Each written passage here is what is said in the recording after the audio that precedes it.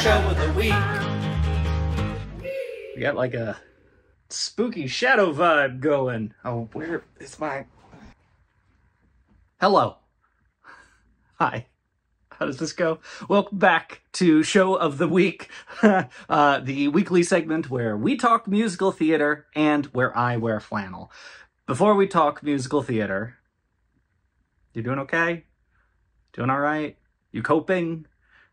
Don't be on the internet. Thank you for being here, at least. But, you know, the internet sucks these days. It's why I'm not here as much anymore. I don't want to talk about politics. There's too much of that on the internet right now. In fact, get off the internet. I mean, maybe finish this video, but then, I don't know, read a book, take a walk, paint, scream into the sky, whatever it is. But, like, nothing on the internet is gonna be exciting or, you know, improve your mood right now. So, we are not here to talk politics. We are here to talk about the show of the week. And the show of the week this week is a fantastic show that I had the wonderful opportunity to actually see in person, a rare opportunity these days, called Operation Mincemeat. I don't know if you can hear my dishwasher in the background. Oh man, the production qualities are off the chart this week, Tommy. Operation Mincemeat is a West End show that is just announced that its entire original West End cast is transferring to the Broadway production in a couple months, which is very exciting. Absolutely go see it if you have the chance.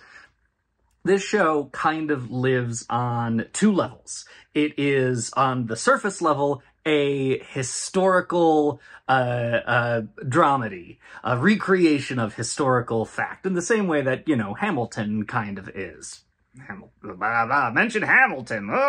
Clicks. We'll get the algorithm going for us. Maybe that'll work. Hamilton. Mincemeat is about MI5, the spy agency in Britain during World War II. And specifically, it is about an actual thing that they actually did that was actually called Operation Mincemeat, where their major plan to distract the Nazis was to dress up a dead body like he was an important service member in the army, throw his dead body into the waters outside of Spain where it would wash ashore with a bunch of papers in his suitcase that would misdirect the Nazi army to go to Sardinia instead of invading Sicily, all part of a larger scheme in World War II. And so the show follows kind of this cockamamie scheme in MI5 and the MI5 agents who made it up. And then, you know, the ups and downs of will it work, won't it work? Is this a good idea? Is this a ridiculous idea? Have we screwed this up? And all of the hilarity that entails. So, on the surface, this is a show about a ragtag group of people and the tiny little thing they did that was one of many things to help defeat the impending fascist threat to their country. But I hope I said, there are two levels to this show.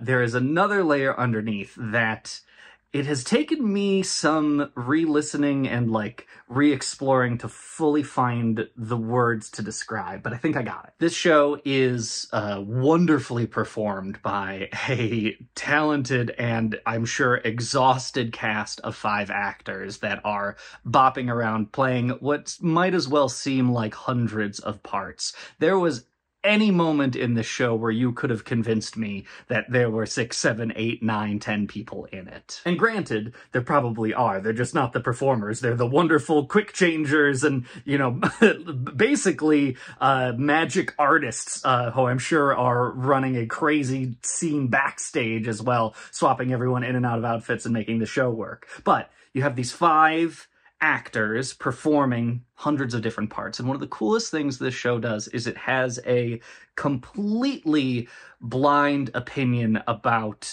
gender casting and gender type, which, though not terribly novel or new in the year of our Lord 2024, this show seems to have a really effortless knack of doing. Like, it doesn't seem forced. It doesn't seem like you know, it creates a very safe environment to be in as a queer person. And juxtaposed against that kind of first layer story of, you know, here is MI5 with predefined gender roles during World War II, and like to just blow through that entirely, just completely steamroll it into the ground, you know, is building up the second layer. Also, most of the main characters they play, the MI5 agents, are, you know, they're quirky nerds. They're the spies you think of when you think of, you know, the home office spies in James Bond who are building the little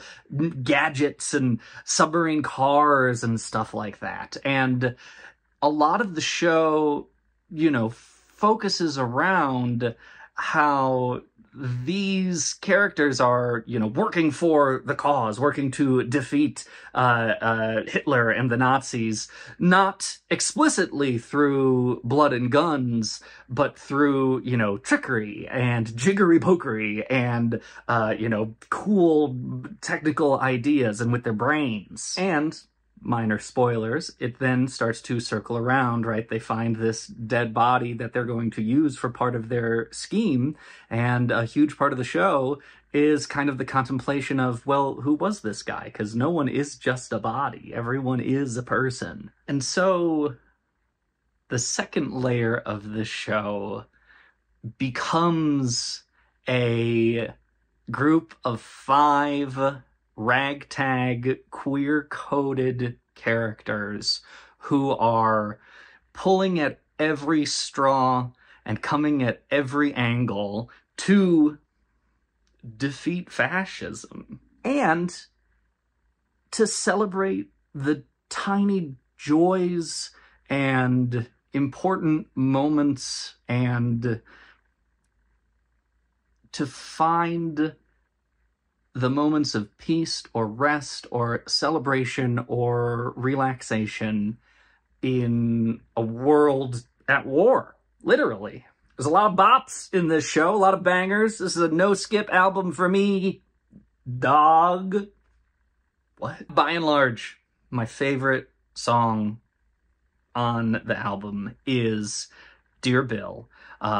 It is a letter from Bill, who is the fictionalized, you know, the guy they're creating, this kind of persona they're imagining. It is a letter to Bill from his also fictionalized fiancé, that is about the day-to-day happenings while, you know, your fiancé is at war. It is heartwarming and gut-wrenching all at once. Heartwarming and gut-wrenching. Can you do... That's a lot of motion. It's a lot of... I haven't done vectors since physics class, but I feel like... Anyway, loved seeing the show in London. I'm excited to maybe go see it when it comes to New York. It's going to be great.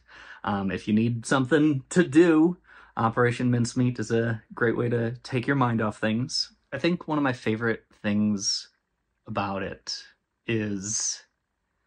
I think it's one of my favorite things. It's one of the things that draws me to musicals. And I'm sure I've mentioned this before, but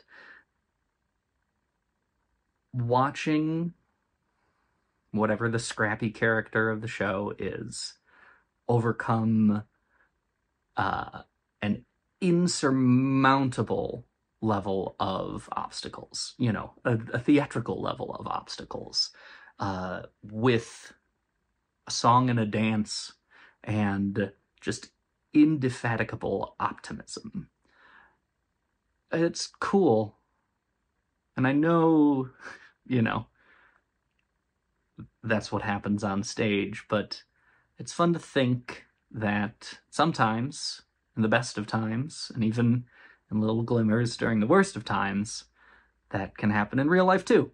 Finding the tiny joys as a formidable weapon against the gloom and doom of, say, for example, an imposing wave of fascism. But I said I wasn't going to talk politics. Hope you're doing all right. Hang in there. I'll be around.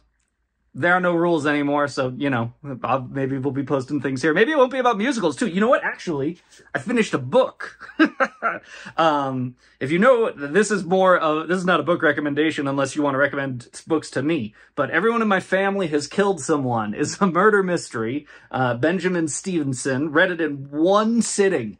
Wonderful take on the murder mystery genre. Big twist if you are, you know, an Agatha Christieite, or if you're like me and actually don't read a lot, but you remember watching Murder, She Wrote as a kid, or maybe last week to calm your nerves. Highly recommended. I know he's got a sequel too. It's on my bookcase over there. Everyone on This Train is a Suspect, so that's next. If you know anything like this, tell me about it in the comments. I'm babbling. Do I always babble this much? What's it like? I've been doing this for so long and I never remember. Operation Mincemeat. Listen to it. I'll see you again sometime. Be safe out there.